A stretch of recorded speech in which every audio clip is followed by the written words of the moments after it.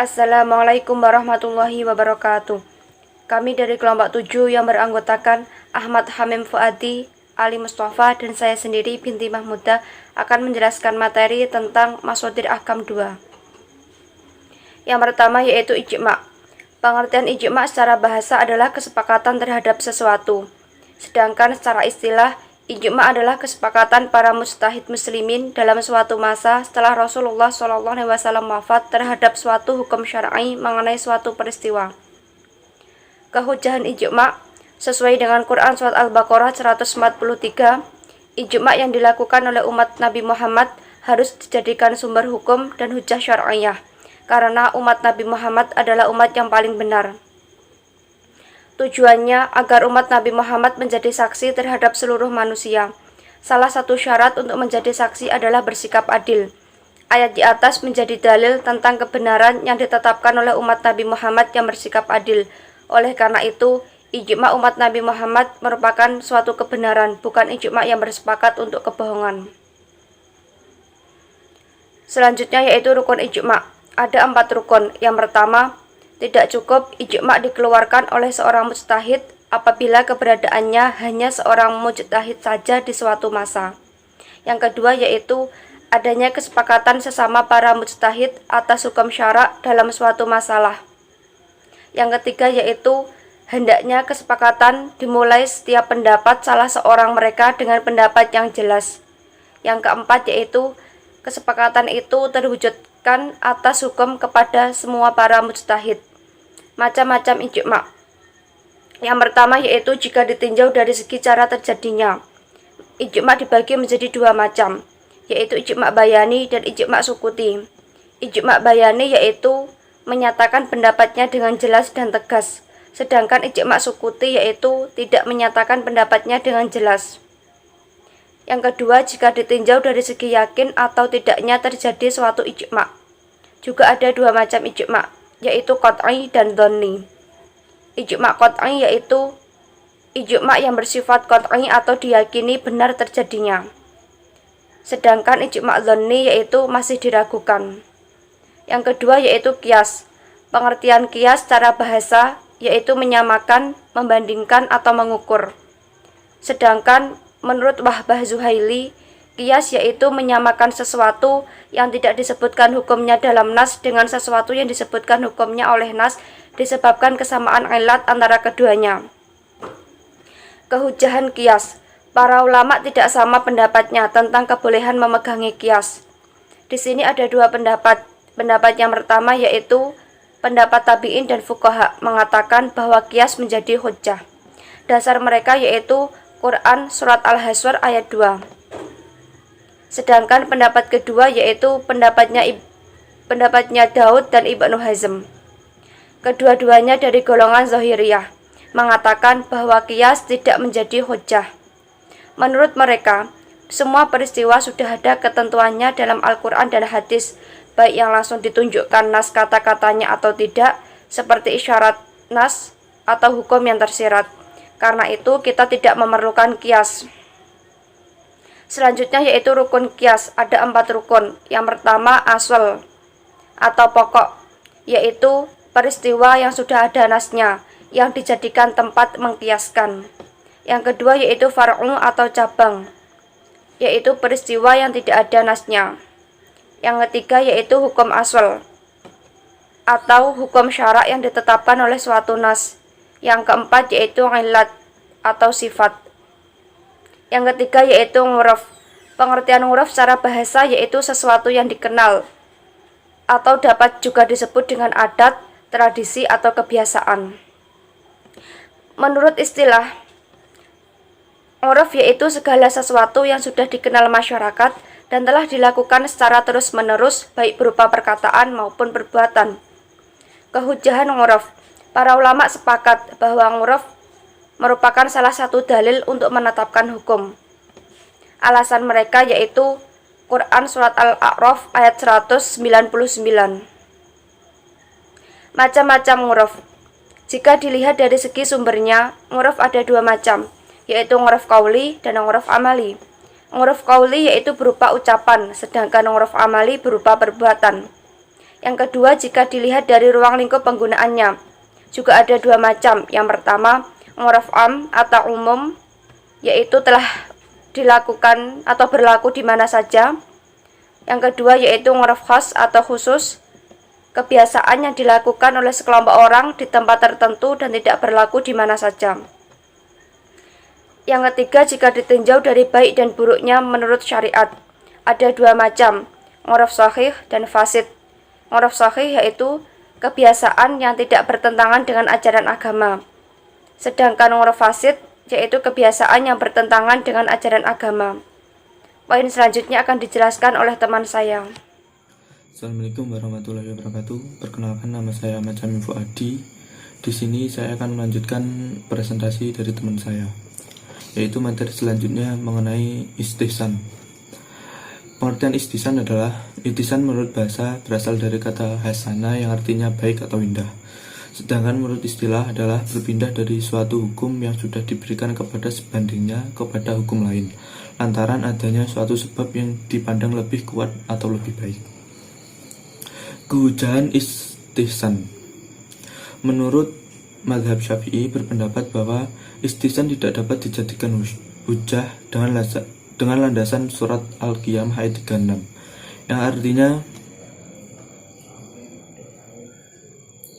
apakah manusia mengira bahwa ia dibiarkan begitu saja tanpa ada pertanggungjawaban. Selanjutnya, klasifikasi istihsan. Klasifikasi istihsan dibagi menjadi beberapa, yaitu diantaranya istihsan dengan nas, istihsan dengan ijma, istihsan dengan qiyas khaufi, istihsan dengan darurat, istihsan dengan maslahah, dan yang terakhir istihsan dengan urf. Selanjutnya, materi tentang istihsab. Pengertian istihsab yaitu dilihat dari segi bahasa. Kata istihsab artinya tuntutan atau kebersamaan atau terus-menerus. Sedangkan menurut istilah yaitu menetapkan hukum awal sampai ada dalil yang berubahnya. Kehujahan istihsab. Menurut mazhab Syafi'i bahwa istihsab bisa dijadikan hujah. Sedangkan menurut ulama Hanafi bahwa istishab tidak bisa dijadikan hujah. Selanjutnya, kaidah-kaidah istihsab. Yang pertama, hukum asal bahwa seorang tidak mempunyai tanggungan terhadap orang lain. Yang kedua, hukum asal segala sesuatu adalah mubah. Yang ketiga, keyakinan tidak hilang dengan munculnya keraguan. Yang terakhir, hukum asal segala sesuatu adalah kembali kepada hukum awalnya. Selanjutnya, materi tentang syar'u man qablana. Apa itu pengertian syar'u man qablana? Yaitu hukum-hukum yang disyariatkan Allah kepada umat sebelum Nabi Muhammad yang diturunkan melalui para nabinya, seperti ajaran Nabi Musa, Nabi Ibrahim, dan Isa. Selanjutnya, kehujahan syar'u man qablana. Yang pertama, kelompok Hanafiyah dan Malikiyah berpendapat bahwa hukum atau syariat umat sebelum kita yang berhubungan dengan hukum menjadi syariat bagi kita juga wajib mengikutinya. Yang kedua, kelompok Syafi'iyah berpendapat bahwa syar'u man qablana tentang hukum tidak bisa dijadikan sebagai syariat kita dan tidak menjadi hujah serta tidak wajib mengamalkannya. Yang selanjutnya, mazhab Ibnu Hambal berpendapat bahwa syariat umat sebelum kita terkadang menjadi syariat kita dan terkadang tidak. Selanjutnya, pembagian syar'u man qablana. Yang pertama, ajaran umat sebelum kita diabadikan di dalam Al-Quran atau hadis dan ada dalil yang menyatukan bahwa syariat itu berlaku untuk kita. Selanjutnya, ajaran umat sebelum kita yang diabadikan di dalam Al-Quran melalui kisah, tetapi ada dalil yang menyatakan bahwa syariat tersebut dihapus oleh syariat kita. Selanjutnya, ajaran umat sebelum kita yang tidak ditetapkan oleh syariat kita. Para ulama sepakat hal itu bukan syariat kita. Selanjutnya, syariat sebelum kita yang ada dalam Al-Quran dan hadis, tetapi tidak ada dalil yang menyatakan sebagai syariat kita. Sekian Materi selanjutnya akan dilanjutkan oleh teman saya. Assalamualaikum warahmatullahi wabarakatuh. Nama saya Ali Mustafa. Di sini saya akan melanjutkan penjelasan dari rekan saya. G. Zariah. Satu pengertian. Dia dari segi bahasa, kata sad berarti menutup, mengunci, dan mencegah. Sedangkan kata zariah secara bahasa adalah perantara, sarana, atau ajakan menuju sesuatu secara umum. Sedangkan secara istilah ialah sesuatu yang akan membawa pada perbuatan-perbuatan terlarang dan menimbulkan mafsadah, atau yang akan membawa pada perbuatan-perbuatan yang baik dan menimbulkan maslahah. Dua kehujahan. Sesuai dengan definisi di atas, maka azariyah dibagi menjadi dua, yaitu A yang akan membawa pada perbuatan terlarang dan menimbulkan mafsadah. Al-Zariyah yang pertama ini termasuk perbuatan-perbuatan buruk dan harus ditutup. Itulah yang dimaksud dengan sad al-Zariyah. Penutupan terhadap perbuatan-perbuatan tersebut bisa dengan hukum haram atau makruh, tergantung bobot mafsadah yang akan ditimbulkannya. B yang akan membawa pada perbuatan-perbuatan baik serta menimbulkan maslahah.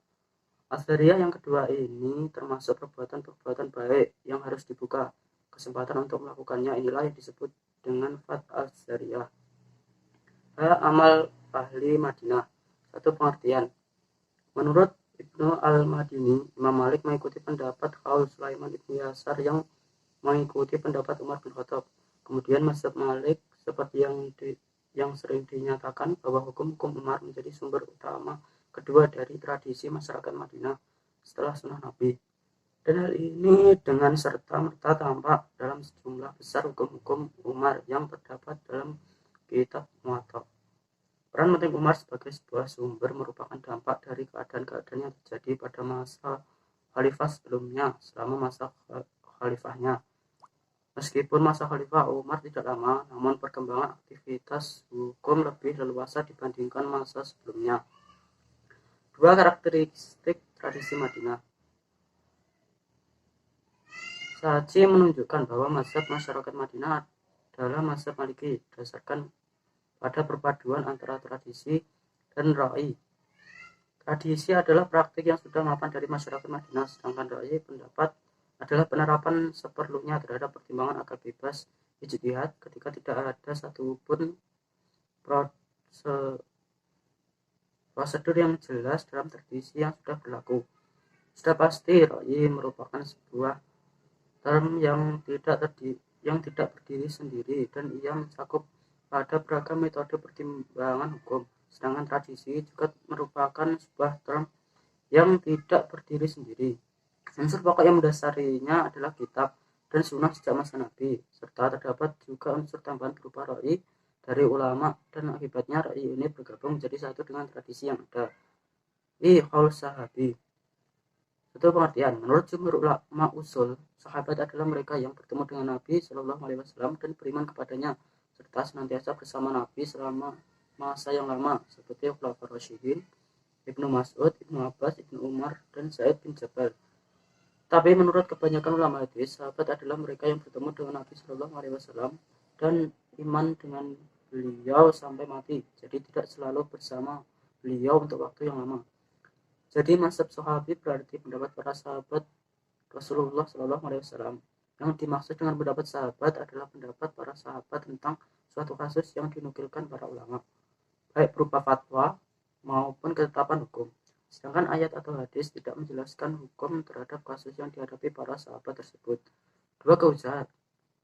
Para ulama usul sepakat bahwa pendapat sahabi yang dikemukakan berdasarkan hasil ijtihad tidak dapat dijadikan hujah dalam menetapkan hukum syarak, baik pendapat itu berupa fatwa maupun ketetapan hukum. Ulama Hanafiyah, Imam Malik, Khaul Qadim Syafi'i, dan pendapat terkuat dari Imam Ahmad bin Hanbal menyatakan bahwa pendapat sahabat yang diikutkan melalui ijtihad dapat dijadikan sebagai hujah, dan apabila terjadi perbedaan dengan qiyas maka pendapat sahabat yang didahulukan. Pendapat jumhur ulama dan qaul jadid dari Imam Syafi'i yaitu pendapat sahabat secara mutlak tidak dapat dijadikan sebagai hujah. Menurut kebanyakan ulama Hanafiyah, Imam Malik dan Khaul Qadim Imam Syafi'i yaitu pendapat sahabat menjadi hujah syariah didahulukan daripada qiyas. Pendapat sebagian ulama pendapat sebagian besar ulama lain, pendapat sahabat menjadi hujah apabila didukung oleh qiyas. Sekian yang dapat saya sampaikan. Kurang lebihnya mohon maaf. Assalamualaikum warahmatullahi wabarakatuh.